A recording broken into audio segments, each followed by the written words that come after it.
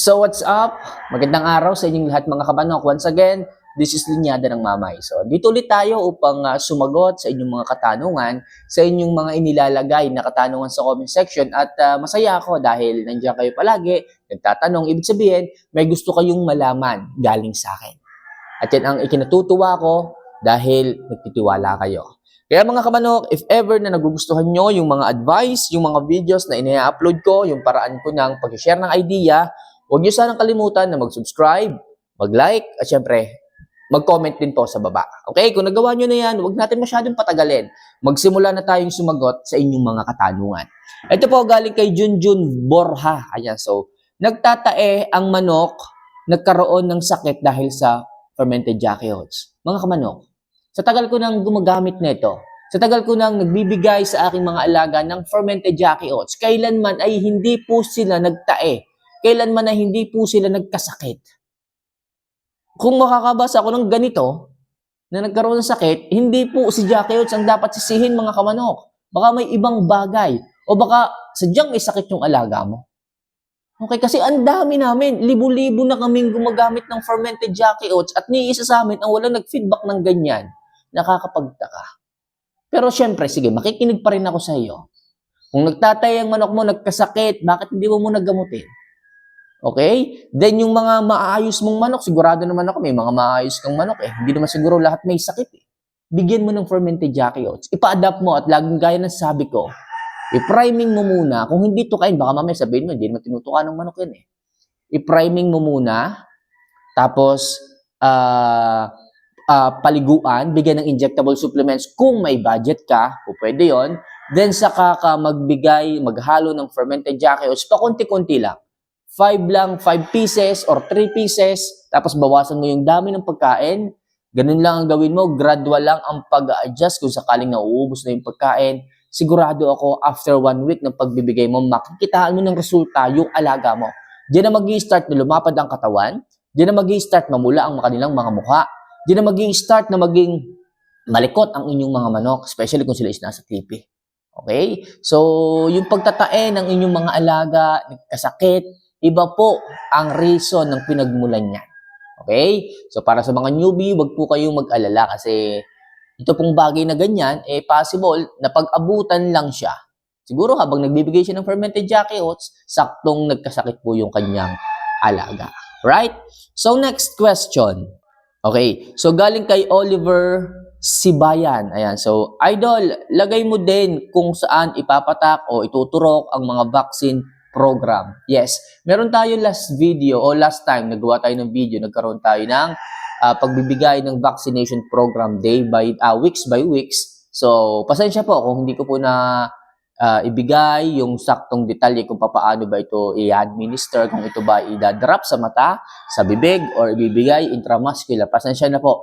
So, siguro, gagawa na lang po ako ng updated videos kung paano magbigay ng vaccine, proper vaccination ng ating mga alaga, then kung paano ang tamang pag-administer. So, pasensya na po kayo kung incomplete po yung naibigay ko sa inyong details last time. Pero sabi ko nga, babawi po ako at gagawa po ako ng panibagong video para mabigyan ng kompletong details yung inyong mga itinatanong sa akin. Okay? So, Oliver, pasensya ka na. Bawi na lang ako next video. Okay? So, next. Ayan, galing kay Ronald Resmata. Boss, matagal po bang masira ang fermented Jackie oats? Thank you po sa reply. Okay, sa mga nagtatanong about sa fermented Jackie oats, kung matagal po bang masira ito? So, para sa akin, yung pinaka matagal kong ferment is umabot po ng 4 months and a half. Nakikita ko napakaganda po niyan. Kahit nasa 4 months na siyang nakababad sa tubig, wala pong nagiging problema eh. Goods na goods at ang ganda pa rin ng grains. Gustong-gusto pa rin ng manok at maganda sa katawan. So possible po pwede pa tong tumagal base sa dami ng i-ferment mo. Yung kasi sa akin, umabot ang 4 months and a half bago ko naubos yung 2 kilo. So imagine, 2 kilo umabot ng magpa 5 months. Ang tagal nun. 5 months kang walang supplements sa manok. Ang tagal nun. Ang laking tipid nun mga kamanok. Kaya kung kayo magtatanong kung gano'ng katagal bago masira, minimum na tayo, sige. Minimum tayo ng 5 months. Okay? So, pag hindi pa naman kayo nag-ferment, dahil sa ganda ng Jackie Oats, ang tagal pang masira, hindi ko na alam. Kasi bibili kayo ng mga supplements, injectable supplements dyan, which is napakamamahal, which is stressful sa ating mga alaga, at saka ang bilis maubos. Fermented Jackie Oats na kayo. Ang dami pang mga vitamina. Okay? So, next question. Ito, galing kay Michael sa Dicon. Idol, ayos lang po bang magpurga ng mga nokis natin kahit umuulan? Sana masagot mo, Idol. God bless sa iyo.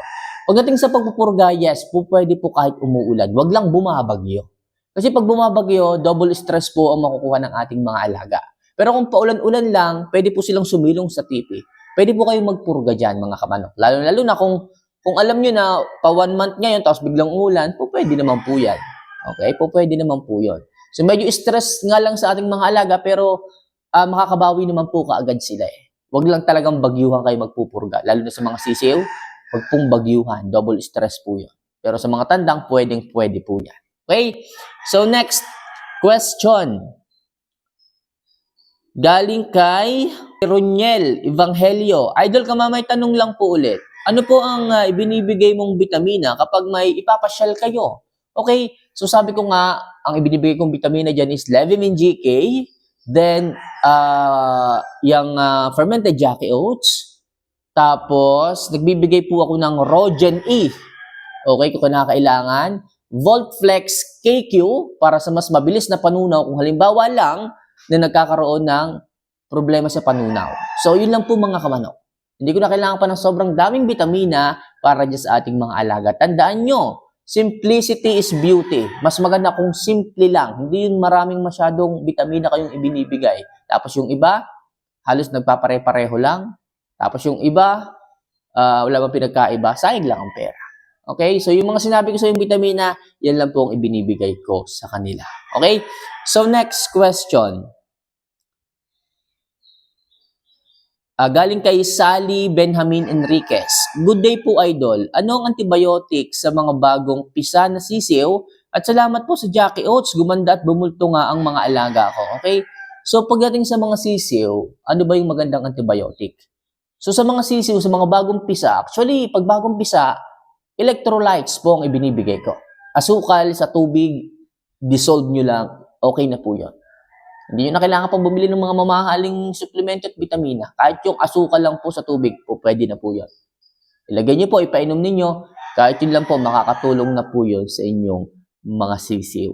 Okay? Then, kung sakali namang magkasipon, yung mga sisiw ninyo, nagbibigay lang po ako ng Ambroxetil Max. Yun po ang napakagandang antibiotic pagdating sa ating mga sisiw. Okay? So, next question. Galing kay Welvina Lonsagay Robeon. Haba. Kamamay, tanong ko lang, ano po ang dapat gawin sa manok na kumakain ng itlog? Sana masagot mo ang aking katanungan. Maraming salamat po. Okay, sa mga manok na mahilig kumain ng itlog, possible may problema sila sa kanilang sistema. Possible lagi silang dehydrate, nauuhaw, yung pong sa kung nakikita dyan. Kung pinainom nyo na at ganun pa rin, yung kanyang ugali, kinakain, binubutas, iniinom. So, anong dapat gawin? So, maglagay po kayo ng dummy egg. Po, pwede po yan. Dummy egg po ang inyong ilagay. Yung may nabibiling yung itlog na artificial, yung akala mo talaga itlog, pero ano siya, plastic. Pag siya nasanay na pag tinutukan niya, hindi yun nabubutas, next itlog niya, hindi niya napapansinin pa yung itlog niya talaga. Kasi akala niya, hindi talaga nabubutas yung itlog. Hindi niya nakakain, hindi niya naiinom. O kaya naman, pagka itlog niya, huwag niyo nang hintaying lumimlim. Saka lang minsan iniinom nila pag sila is lumilimlim na. Makikita niyo, ang dumi na nung itlog, ang dumi na nung puga dahil binutas niya na yung isa. Dahil nauuhaw po sila. Okay, pero kung pagka itlog, kukunin niyo na kaagad, ilagay sa rep, then incubate, wala pong magiging problema yan mga kamanok.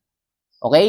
So, yun lang muna sa ngayon mga kamanok ang ilang mga katanungan na ating sasagutin. At sana kahit paano makatulong po ito sa ating mga viewers na nangangailangan ng solusyon. So, paano mga kamanok? Lagi ko sinasabi sa inyo, kung nakakatulong sa inyo, nagugustuhan nyo yung mga videos na ginagawa ko, don't forget to click the subscribe button, i-like yung video, at mag-comment ka na rin dito. So, mga kamanok, mahal ko po kayo. See you for our next vlog.